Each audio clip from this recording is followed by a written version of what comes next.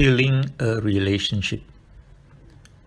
Before we talk about healing a relationship, it is important that we understand what a relationship is, or rather, what makes a good relationship. A relationship is a mutual responsibility. A relationship can only happen when there are at least two people involved in it. A relationship is like a clap. It can only occur when two hands clapped. One hand alone cannot produce the clap. Therefore, a relationship is a mutual responsibility. A relationship is a privilege. It is a privilege because one can always choose not to have a relationship. One always has this freedom of choice. A relationship is not one-sided, coerced, or compelled. One must be free to enter into or walk out of a relationship. A relationship must be mutually beneficial.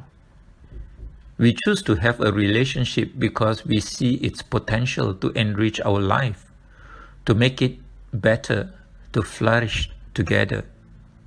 Therefore, both sides must benefit from it. Without these mutual benefits, the relationship will eventually fail. A relationship is a mirror. We like someone or fall in love with someone because that person mirrors something in us that we like, admire, or want. At the same time, we must bear in mind that he or she will also mirror our fears, insecurities, weaknesses, and limitations. This is not necessarily a bad thing. In fact, this offers us ample opportunities to recognize, acknowledge, and heal our own fears and limitations that may otherwise go unnoticed, unacknowledged, and therefore unable to be healed. It is here that you can turn a crisis into an opportunity for growth. Use it well. In a relationship, honesty is the best policy.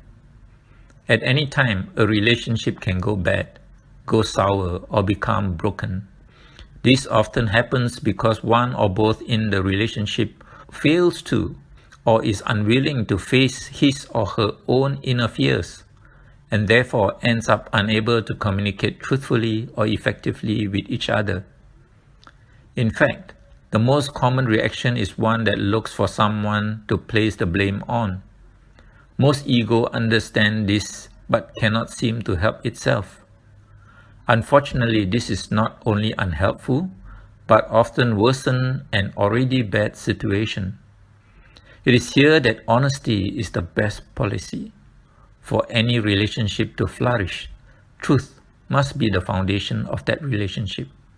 Honesty is needed for truth to be upheld. Healing a broken relationship. When a relationship is broken, these are some of the things we should keep in mind. 1. A broken relationship needs a safe space to heal.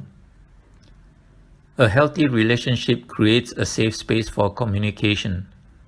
In this safe communication, the goal is not to find someone to blame or to look for a scapegoat.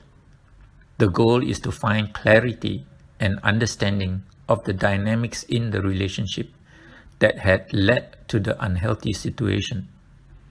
It is here that we need honesty and compassion. We need empathy to be able to put ourselves in the other person's shoes. Once we see and understand the dynamics involved and can acknowledge it, we can have the opportunity to heal it or to make it better. At times, that may require some compromise from both sides. 2.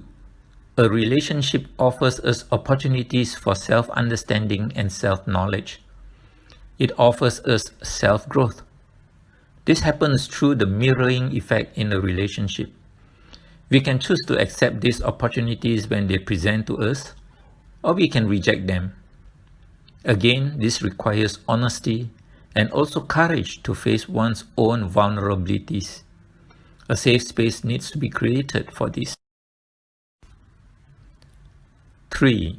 Some common and often unconscious dynamics need healing because they are no longer serving us well.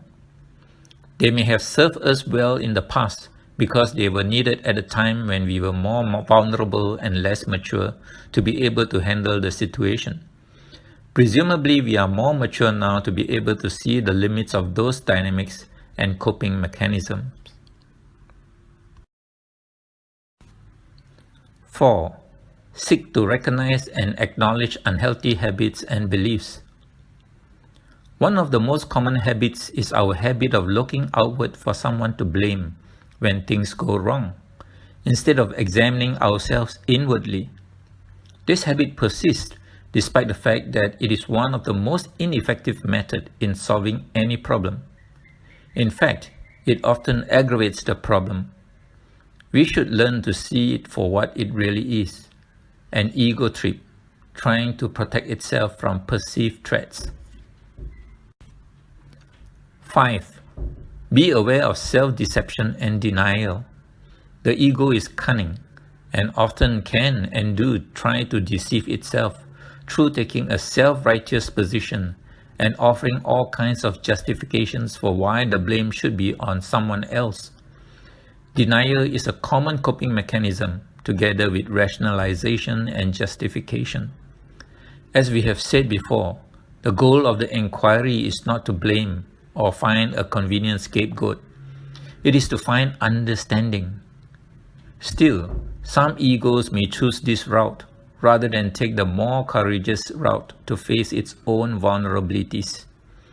While we strongly encourage self-honesty, we also need to recognize that some egos may not be ready or willing to do this.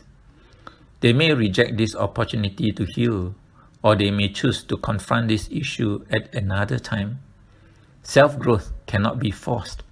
It has to come willingly from the ego. Things to avoid, or how relationship fails. It is useful to keep some of these pointers in mind in order to preserve a relationship. Very often, these are what keeps a relationship healthy.